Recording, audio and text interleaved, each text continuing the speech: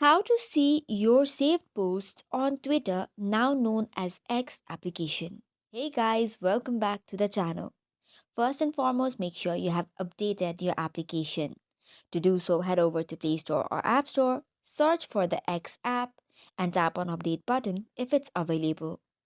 Once that is done, launch the application and log in into your account. The saved posts on Twitter is saved on the bookmarks section. To do so, head over to your profile from the top left corner and then tap on bookmarks.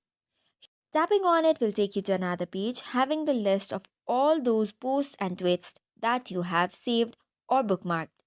If you want to clear all of the bookmarks, tap on the three dots and tap on the option. Make sure to confirm it and you're good to go. Now, if you'd like to save another post, head over to the tweet and then tap on it. On the right of the like or the heart icon, you will see the save icon. Tap on it and it will be added to your bookmark. So that's it for today's video. For more such contents, do not forget to hit the like and subscribe button. Thank you and keep watching.